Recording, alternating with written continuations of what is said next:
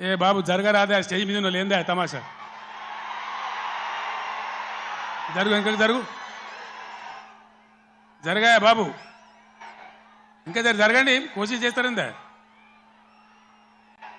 please జరగండి దిశ దశ లేకుండా అన్నమో రామచంద్ర అని అలమటిస్తున్న తెలంగాణ కోసం హైదరాబాద్ జలదృశ్యంలో ఫోటోగ్రాఫర్స్ ప్లీజ్ జరగండి ప్లీజ్ జరగాయ బాబు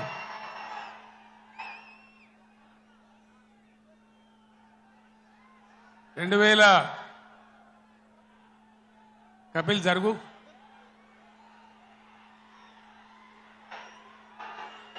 జరగాయ బాబు అంతా లుల్లి పెట్టి తినబడతలేదా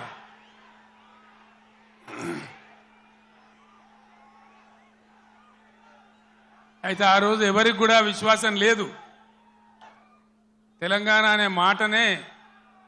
అసెంబ్లీలో మాట్లాడవద్దు అనేటువంటి ఆంక్షలు ఆ రోజు నాకున్న పదవులన్నీ ఇసిరి వాళ్ళ ముఖాన పడేసి తెలంగాణ ఖచ్చితంగా నిలబడాలి కలబడాలి సొంత రాష్ట్రం కావాలి అయితే తప్ప దిక్కులేదని ఒక్కనిగా ఒక సైన్యంగా నాతో పాటు పిడికడి మందితో జై తెలంగాణ అని బయలుదేరినాం హైదరాబాద్లో చర్చోపచర్చలు ఎక్కడికి పోవాలి ఏం చేయాలి మీటింగ్ స్టార్ట్ చేయాలి ప్రజల్లోకి పోవాలి ఇది ప్రజా గర్జన కావాలి బ్రహ్మాండమైనటువంటి చైతన్యవంతులైన ప్రజలున్న జిల్లా కరీంనగర్ జిల్లా ఇది పోరాటాల గడ్డ ఇక్కడి నుంచే ప్రారంభించాలని భావించి ఇదే ఎస్ఆర్ఆర్ కళాశాల మైదానంలో ఇదే రాత్రి సమయంలో మే 17వ తేదీ 48 డిగ్రీల ఎండ అయినా కూడా ప్రజల చైతన్యం ఉన్న జిల్లా అని చెప్పి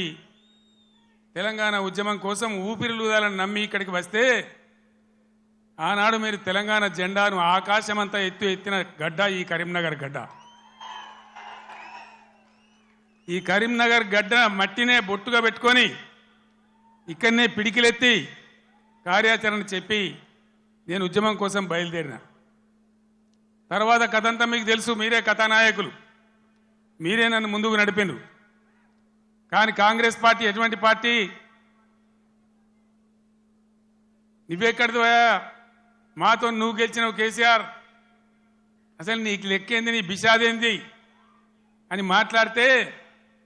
ఆనాడున్న కేంద్ర మంత్రి పదవిని ఎంపీని కూడా నేలకేసి కొట్టి రారా నా కొడుక కరీంనగర్ కన్నా నేను మళ్ళీ ఇక్కడికి వచ్చిన ఎన్ని కోట్లు ఖర్చు పెట్టినరో ఎన్ని మాయోపాయాలు చేసినరో మొత్తం రాష్ట్ర ప్రభుత్వం ఎన్ని గింగిరాలు కొట్టిందో మీకు తెలుసు నాకంటే ఎక్కువ కానీ బ్రహ్మాండంగా మళ్ళొక్కసారి ఇది పదునైన కరీంనగర్ గడ్డ బిడ్డ ఇది తెలంగాణ అడ్డా అనే పద్ధతిలో 2.5 లక్షల మెజార్టీతో నన్ను గెలిపించి మరొక్క మారు తెలంగాణ చైతన్యాన్ని చాటిన గడ్డ ఈ కరీంనగర్ గడ్డ